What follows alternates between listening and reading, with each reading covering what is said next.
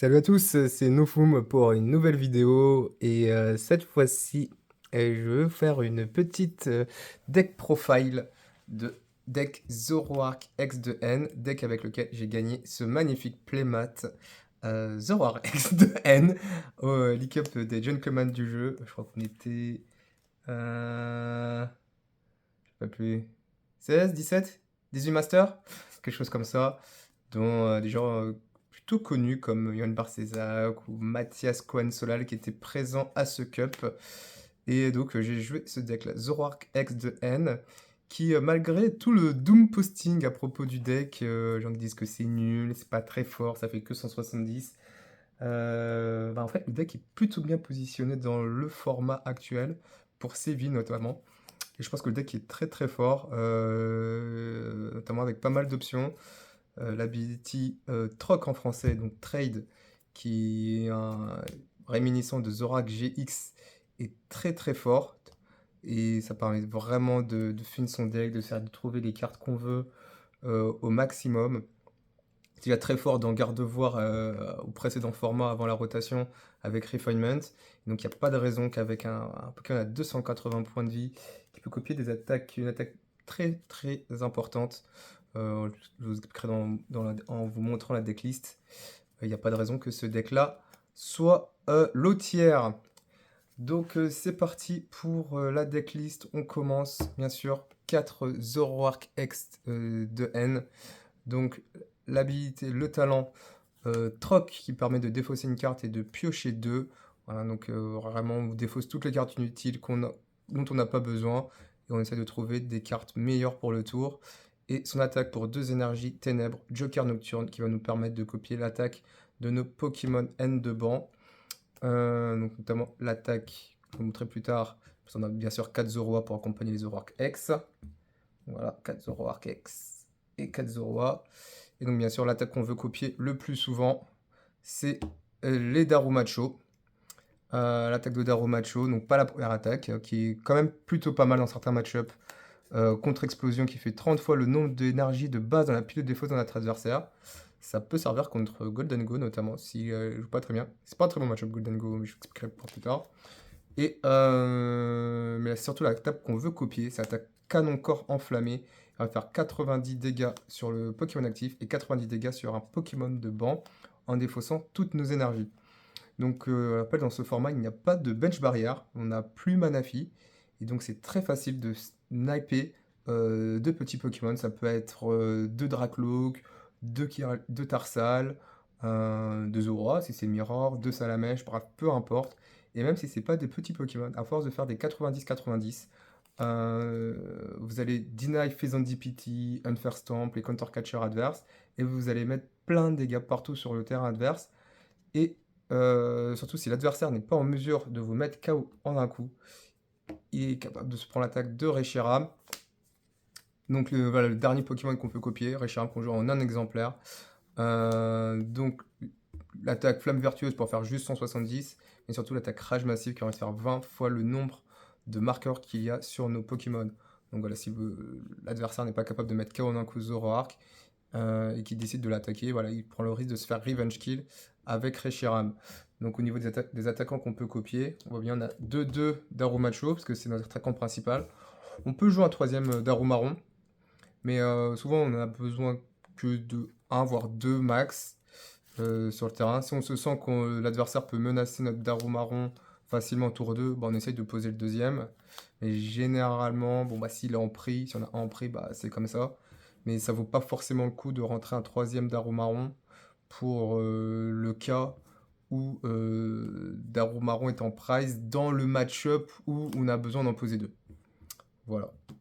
Et un seul Reshiram parce que c'est vraiment utile que dans les match-up où l'adversaire ne peut pas gust autour de Zoroark. Et souvent, on va quand même privilégier de faire l'attaque de Darumacho plutôt que l'attaque de Reshiram. Et s'il est en prix pour finir les parties, on a d'autres options. Ensuite, on a le squad je dirais, des Pokémon broken du format.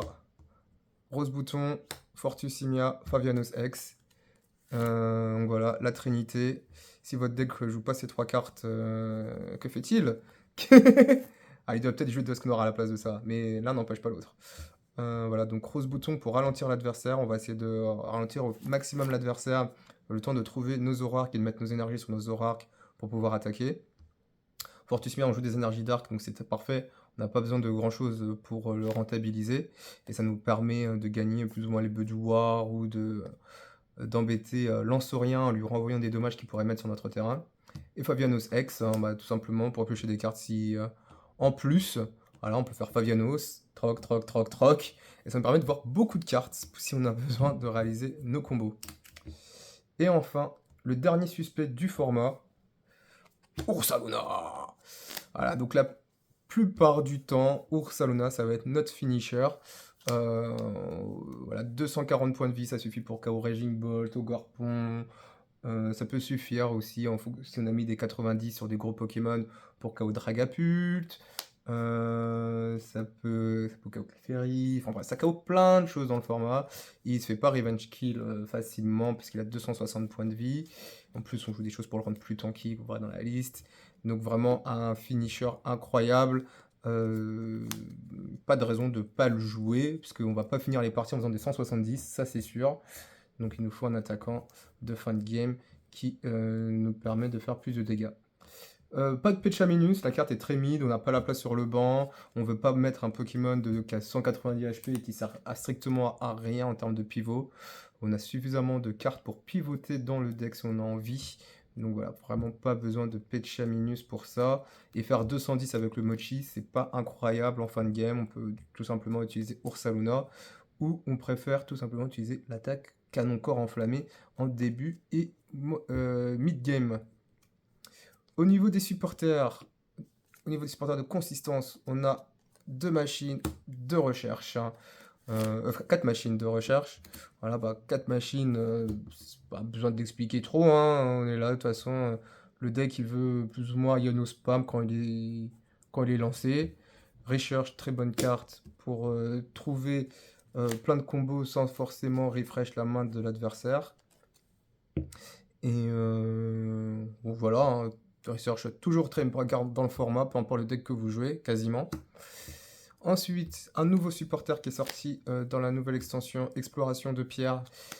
Exploration de Pierre qui permet de chercher 2 Pokémon basiques et de les mettre dans notre main, ou un Pokémon évolutif. Donc une carte qui est très bien en début et mid-game, surtout dans un format où on va se faire rose bouton très très très souvent. Il faut avoir des accès basiques et évolutifs sous la forme de supporter. Donc voilà, c'est à ça que sert Pierre. Ça a été incroyable pendant tout le tournoi. Et surtout, la grande force de la carte, c'est pas que ça va chercher n'importe quel basique. Donc, vous pouvez faire Peaufine, vous sortez Zoroa, vous faites Peaufine, Rose Bouton Zoroa, et vous faites Pierre pour chercher, par exemple, Darumaron et Fortusimia. Et ça, si vous avez, par exemple, une engine Arven, vous ne pouvez pas.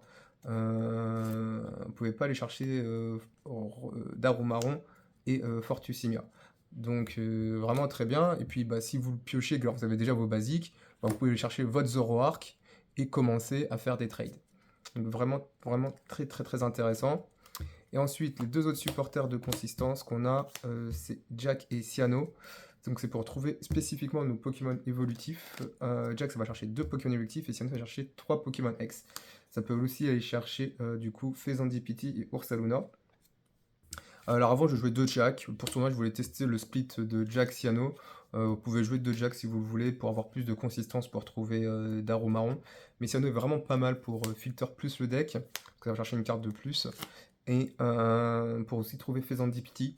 Lorsque l'adversaire a pris un KO très agressif, vous pouvez juste chercher par exemple 2 Zoroark et Fezandipiti. Et votre Cyano, ça devient draw 7. Donc presque une research. Donc vraiment, c'est vraiment pas mal du tout. Je suis encore partagé, c'est pas si je veux rejouer 2 Jack, mais en tout cas j'ai bien aimé Cyano, donc peut-être que le split est correct. 2 boss, self-explanatory, on aime bien Gust, on peut, une fois qu'on a notre Darumacho, on peut Gust et commencer à faire des 90-90 un peu comme on veut. Et puis pour close les games, c'est aussi très pratique. Et enfin, 2 Turo, qui n'est pas un supporter de consistency, mais un supporter de bench management. Voilà, donc je dis bien bench management et pas pour switcher. Alors certes, on peut l'utiliser pour switcher, mais la principale force de Turo, c'est bien la gestion de son banc. Voilà, donc si on a des Pokémon qu'on ne veut plus sur notre banc, par exemple Rose Bouton, qu'on a utilisé en early game et qui nous prend un bench spot de merde en mid-late game et qu'on aimerait mettre autre chose, bah voilà, on peut Turo. Bien sûr, si on est stuck en actif, on peut Turo aussi, hein, je dis pas qu'on peut pas switcher. Mais voilà, vraiment, si on en joue deux, c'est vraiment pour gérer notre banc, pour éviter qu'il y ait des liabilities sur notre terrain, que l'adversaire pourrait profiter d'eux. Voilà, donc vraiment deux Turo, ça évite de perdre sur des bullshit à la con, parce que notre banc, il y a des Pokémon de merde qui traînent, qui sont pris de trop de dégâts, donc ils peuvent te faire tuer, donc voilà. Vraiment, bench management, super important. Si vous voulez savoir pourquoi gérer son banc, c'est super fort, je vous conseille d'aller regarder le Twitter de Henry Brandt, qui a fait une petite vidéo, comme d'habitude, où il parle pendant 3-4 minutes de quelques concepts. Donc voilà, je vous conseille d'aller regarder sa dernière vidéo sur Twitter. Fin de la line-up de supporters, je vais pouvoir passer aux objets. Donc au niveau des objets, on a 4 poffins. Pareil, on veut trouver nos auras le plus rapidement possible. Ça va aussi trouver notre rose bouton, 2 ultra balls, 2 hyper balls et 2 faiblo balls. C'est le faiblo ball pour trouver nos autres basiques d'Arumaron. Je rappelle qu'à 80 HP, donc il ne va pas se trouver sur Poffin. Ultra ball qui va trouver tous nos Pokémon. Voilà, 2 Megacan comme recovery. Alors je sais que les gens jouent Stretcher, mais Megacan c'est vraiment très très fort parce que ça permet d'aller recover beaucoup plus qu'une énergie d'un coup. Et ce deck a vraiment besoin d'aller attacher son énergie à chaque tour. Donc lorsque vous faites plusieurs fois d'Aromacho, vous allez être late en énergie, vous êtes short en énergie. Voilà, vous voulez revoir plein d'énergie d'un coup pour pouvoir les attacher, continuer à les attacher sur votre Pokémon. Et surtout, ça va permettre de remonter des lignes entières de Pokémon avec les énergies. Par exemple, vous pouvez remonter Darumaron, Darumacho une énergie.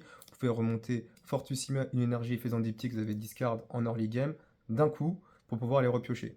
Et aussi, on joue Research, donc ça nous arrive aussi de défausser des Pokémon qu'on ne veut pas en début de partie, si on a une Research early.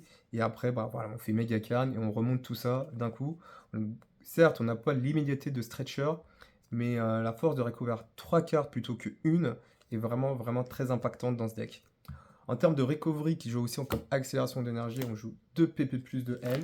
On n'a vraiment pas besoin d'en jouer plus. Voilà, il faut vraiment, vous voyez que le deck a besoin d'attacher ses énergies manuellement. Vous pouvez tout simplement attacher les énergies manuellement. Vous n'êtes pas obligé d'accélérer les énergies pour attaquer. Non, non. Vous allez utiliser les PP plus de N, généralement après un tour de Darumacho, sur votre Zora qui a déjà une énergie. Et ben vous pouvez, si vous avez un PP plus de N, ben voilà, ça vous évite de trouver l'énergie du tour et vous battez en retraite avec le palais de N, par exemple. Mais voilà, vous allez souvent privilégier des attaques de Zoroark en attachant manuellement les énergies, tout simplement. Pas forcément besoin d'avoir une grande accélération d'énergie. Je sais, ça paraît bizarre, c'est pas parce qu'on joue de l'accélération d'énergie qu'on a besoin d'accélérer les énergies, c'est vraiment un bonus. Le deck s'en sort très très bien juste en attachant manuellement les énergies.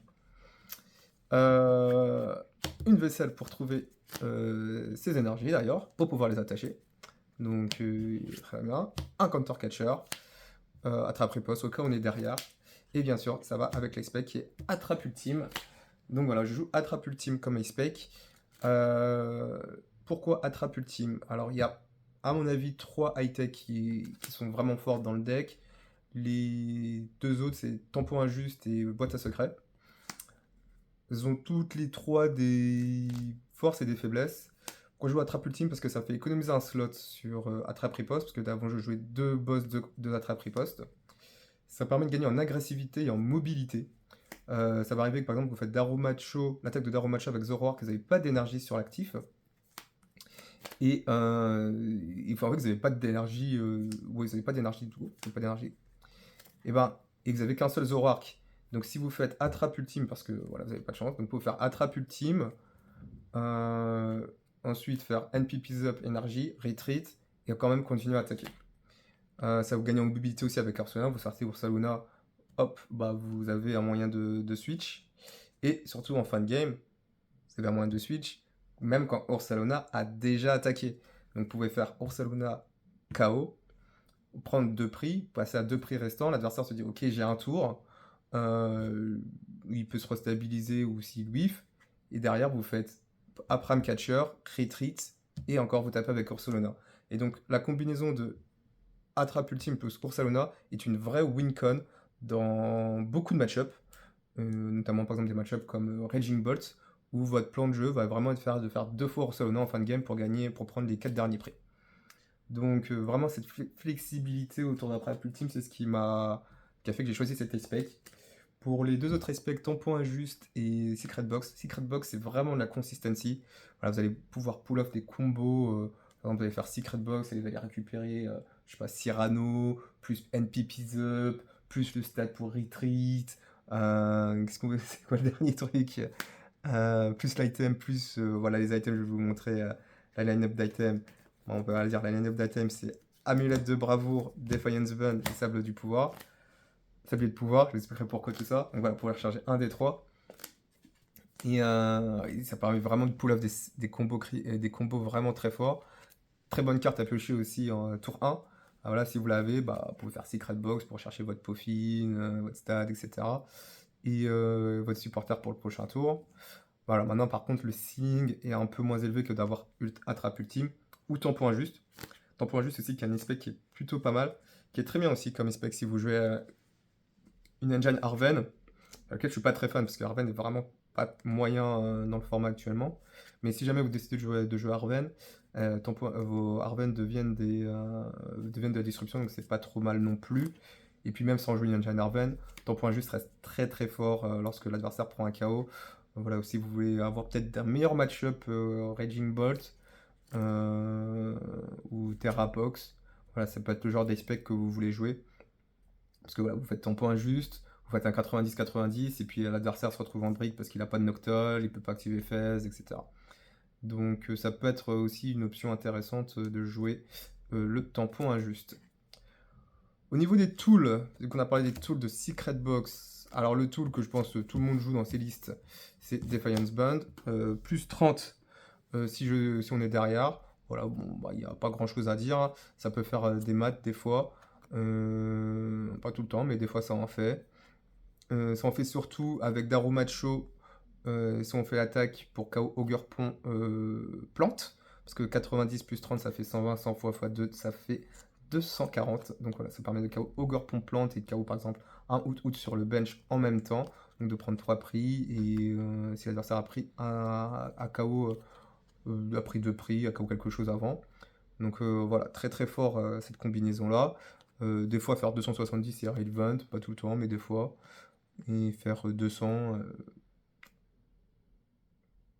ça existe. Mais ça peut aussi faire 90, 200, non, mais par contre faire 80, faire 120 x 2, 240, ça sert. Notamment pour KO Latias X avec l'attaque d'Oromacho en attaquant avec Zoroark. Donc ça c'est des comptes qui comptent. Des comptes qui comptent. Ouhou. Sablier du pouvoir. Ça, c'est bizarrement pas trop joué. Je sais pas pourquoi. Mais c'est un aspect qui est très très très fort dans Zoroark. Parce qu'en fait, ça va vous permettre d'éviter de vous retrouver sans énergie sur votre Zoroark actif après avoir fait Darumacho. En fait, ce qui peut se passer, c'est que vous jouez le deck et vous faites l'attaque de Darumacho, donc canon corps enflammé, et que vous avez plus d'énergie sur votre Zoroark et seulement une énergie sur votre bench. Si l'adversaire réussit à target le Zoroark bench, et le mettre KO, d'un coup, vous allez devoir pull off un play NPP's up énergie du tour pour pouvoir attaquer. Et si vous n'avez pas le stade, parce qu'il vous a counter stade et tout, vous n'avez pas forcément de pivot. Et donc ça peut commencer à devenir très compliqué de pull off ce genre de combo. Alors que si vous avez Sablier du pouvoir, en fait, la seule chose que vous avez besoin pour continuer à attaquer le prochain tour, c'est une énergie. L'énergie du tour, ça suffit. Et du coup, c'est très très fort parce que du coup, vous avez toujours deux menaces en permanence sur votre terrain. Et il est toujours à la merci de se prendre 90-90 tous les tours. Et donc, si l'adversaire il joue un deck un peu lent et qu'il commence à se prendre des 90-90 tous les tours, parce qu'il y a toujours une énergie sur votre Zoroark, ça peut vite devenir compliqué. Donc Sablier du pouvoir, vraiment essentiel dans le deck. En plus, on rappelle que dans le format, il n'y a pas grand chose pour gérer les tools. C'est principalement Jamming Tower, mais du coup, votre tool reste. Si vous avez un counter stade, vous avez la value du Sablier du pouvoir tout de suite. Donc vraiment incroyable dans le deck. Je pense que c'est la meilleure carte du deck. S'il vous plaît, si vous faites un deck Zoroark, mettez un Sablier du pouvoir. Insane. Insane carte. Troisième tool, amulette de bravoure. Pourquoi l'amulette de bravoure? Parce que ça nous permet de protéger nos basiques. Notamment, ça permet de protéger Budew en early game. Très très bien. Pour gagner les Budew War. Ça permet de protéger Fabianos en fin de game. Pour éviter qu'il se fasse KO trop facilement. 260 points de vie, c'est quand même pas trop mal. Ça permet de protéger un Daru marron en early game. D'un snipe. Si on a besoin de Daru marron. Et ça nous permet en late game, très late game, d'envoyer Ursaluna Charm. Ursaluna Charm, c'est vraiment la plus grande menace du format. Je rigole même pas. Le 310 points de vie qui met des patates à 240 et qui peut après remettre une patate grâce à la trappe ultime, c'est incroyable. 310, ça fait que Raging Bot a besoin d'une énergie en plus pour venir mettre KO. Golden Go, il a besoin aussi d'une énergie en plus. Donc si vous avez près des dommages sur des Golden Go avec des 90-90, vous pouvez essayer de gagner en deux coups. C'est pas forcément évident, mais ça se fait. Enfin bref, il y a pas mal de trucs qui sont super chiants. Pikachu ne vous KO pas. Il faut qu'il ait Vitality Band, s'il joue Vitality Band. Je crois que ce n'est pas staple dans les listes Terra Box. Et oui, 310, le deck n'est pas capable de les faire. Donc vraiment insane en late game. Ursaluna Charm, ça va être votre win con quand plein de decks. En tout cas, la plupart des decks agressifs, vous allez vouloir avoir un Ursaluna avec un Charm en fin de game et espérer qu'il prenne les 4 derniers prix. Ce qui est franchement assez likely. C'est assez likely de pull off le truc, c'est pas très dur. Donc voilà, vraiment insane card et ça sert dans tous les match-ups et ça sert sur tous vos basiques. Et vraiment protéger les basiques, c'est vraiment le truc le plus important dans ce format, que ce soit des basiques en early game ou en fin de game. Si je pouvais en jouer deux, je pense que j'en jouerais deux, mais il n'y a pas la place. Et voilà, donc vraiment très très fort. Vous n'êtes pas obligé de jouer Charm, mais je pense que c'est une erreur de ne pas jouer Charm. Enfin, pour les derniers Asseur, vous avez les stats, 3 palais de haine, la mobilité, super important.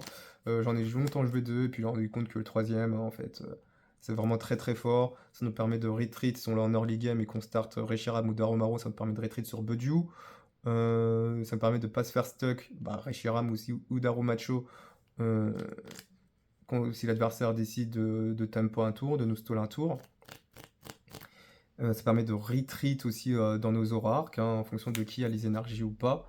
Donc vraiment avoir cette mobilité et essayer de gagner la guerre du stade contre les gens qui jouent des Quancia, c'est vraiment super important. Et si l'adversaire ne joue pas beaucoup de stades et que notre statistique, au pire on le discard et on draw 2. Donc mais c'est vraiment important de l'avoir. Voilà, je descendrai pas plus que 2 en tout cas, mais j'aime vraiment 3. 4 c'est peut-être un peu beaucoup, mais 3 c'est vraiment le sweet spot. Et enfin, au niveau des énergies, Sea Dark, voilà. Donc ça suffit, on attache les énergies manuellement, on a la vaisselle pour les trouver.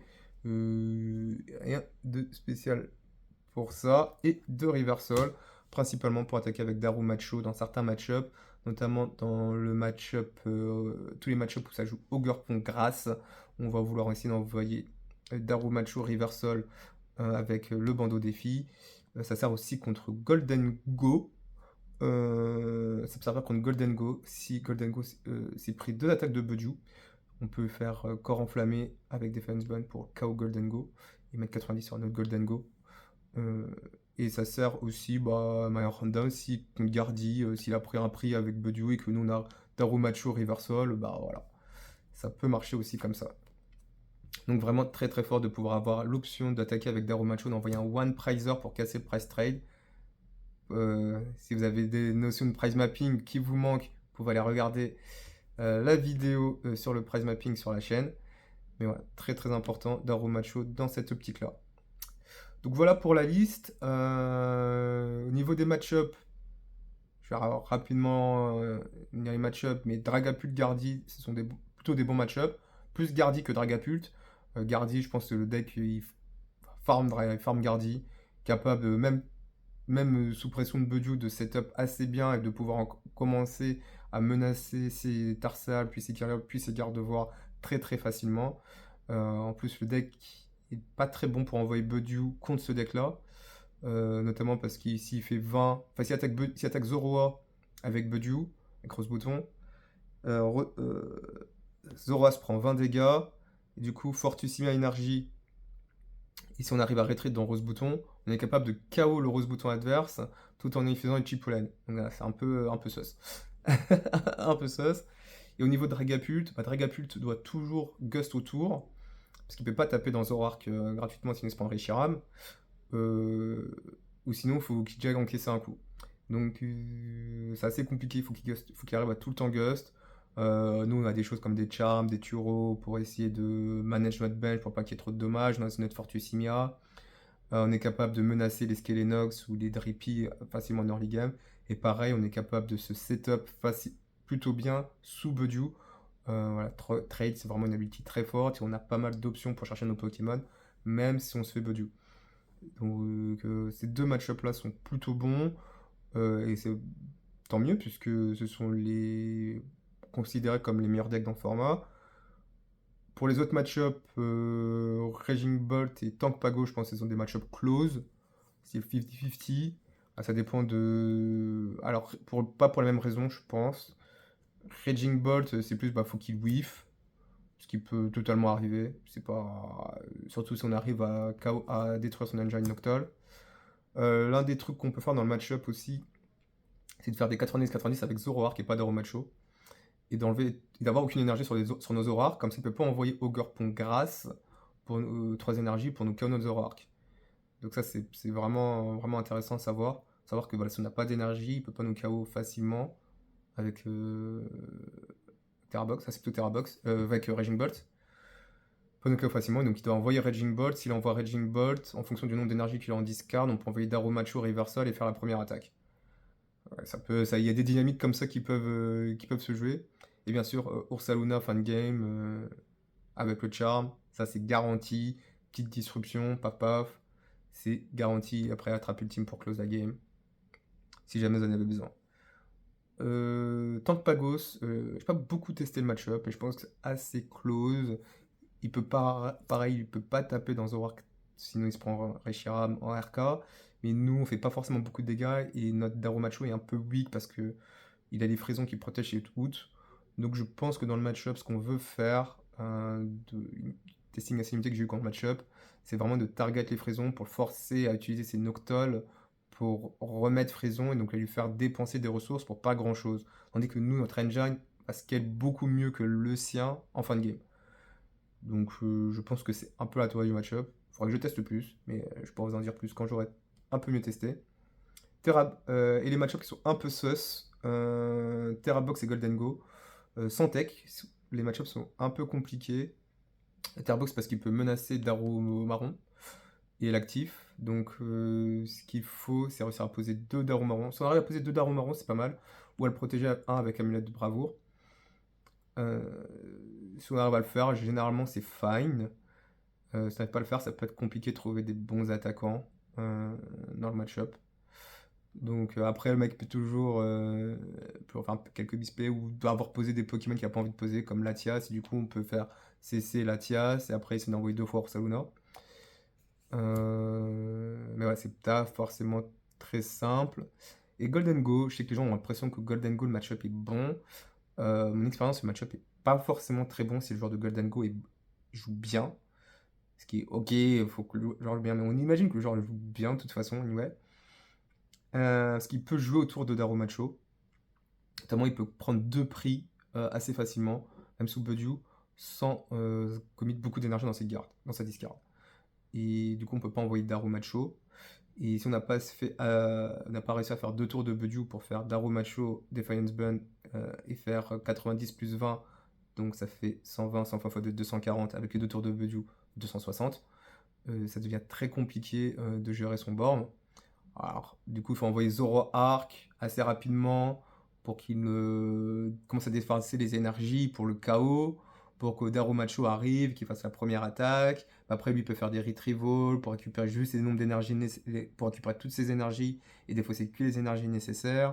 Donc voilà, il y a une petite dynamique à l'œuvre dans le match-up qui fait que c'est un peu compliqué. Pour ces deux match-up là, si vous voulez les améliorer, premier pour TerraBox, c'est Luxray. Luxray vous permet de KO Ogerpon et d'utiliser votre Reversal. Donc vous n'avez pas forcément besoin d'Arrow Macho dans le match-up, vous pouvez envoyer Luxray Reversal, Iono, KO. Donc ça c'est très très fort hein, dans le match-up. Donc il n'y a pas forcément d'énergie. Et puis s'il essaie de chase vos Zoroark, vous avez encore un Luxray qui peut faire Luxray, Defiance Ban, KO Ogerpon. Enfin bref, crazy. Mais bon, ça sert vraiment que contre TerraBox et contre les decks qui jouent Pidgeot, I guess. Ce qui ne sont pas super fréquents dans le format, pour plein de raisons.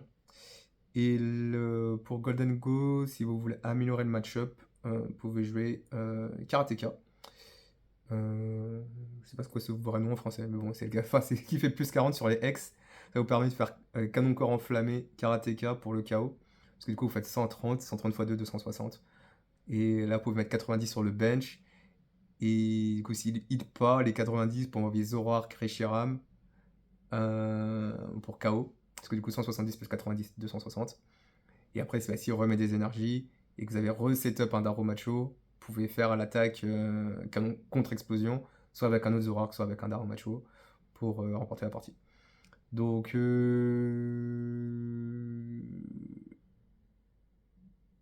pense que c'est les deux cartes qui peuvent vous aider dans ces match-ups là, en général, dans ces deux match-ups. Puis pour les autres match-ups, allez, Wall, effectivement, il n'y a pas de tech anti-Wall, mais Wall, voilà, si vous êtes sérieux, que vous faites par exemple le SPE de Séville, Wall, c'est en table 1000, et bon, si vous voulez gagner le SPE, bah, vous le verrez pas. Voilà, donc pas besoin de techer. Alors, il se peut par exemple que les TerraBox jouent Ogerpon Fighting, mais généralement ils ont besoin de bench quand même au début. Ils vont pas forcément bench Ogerpon Fighting tout de suite, ils vont pas forcément réussir. Et s'ils prennent des prix, ils peuvent quand même se prendre Darou Macho. Donc, ça peut être possible qu'ils le sortent pas du tout. Et je pense que la trend, c'est plutôt de cut Ogerpon Fighting anyway de TerraBox. Parce que c'est nul contre Dragapult, c'est pas fou contre Gardevoir, c'est pas fou contre Raging Bolt. Et les Golden Go commencent à jouer des versions Dragapult aussi. Donc ça commence à être un peu sketchy, quoi. Un peu sus comme carte. Donc voilà, je vais vous présenter les 6 match-up. 6 match-up, c'est pas trop mal. Dans ma run, j'avais affronté pas mal de Gardevoir, donc c'était allé. Je crois que j'ai fait 5 matchs contre Gardevoir. Apparemment, à Paris, ils aiment tous Gardevoir. Mais moi, j'aime bien Zoroark, donc pas de bol pour eux. Et voilà, c'est à peu près tout pour la liste. Si vous avez des questions, n'hésitez pas. J'essaierai peut-être de faire un guide détaillé sur Metafy. Par contre, pas expliquer en détail tous les match-ups, expliquer des situations, etc. Si j'ai le temps, j'aimerais le faire à mon CV, mais je pense que ça va être très compliqué, sachant que j'ai pas mal de choses à faire aussi sur la chaîne et en dehors. Mais voilà, liste très bien, je conseille de tester ça. Voilà, essayez de changer les specs pour voir celui que vous appréciez le plus. En tout cas, Trap Ultime, j'aime beaucoup. Et la liste est clean, il n'y a pas vraiment de fioritures, de tech bizarre. Donc voilà, si vous voulez cut une carte pour acheter une tech pour un match-up pour votre scène locale, c'est tout à fait envisageable. Voilà, j'espère que vous avez apprécié cette vidéo et à la prochaine. Ciao, ciao.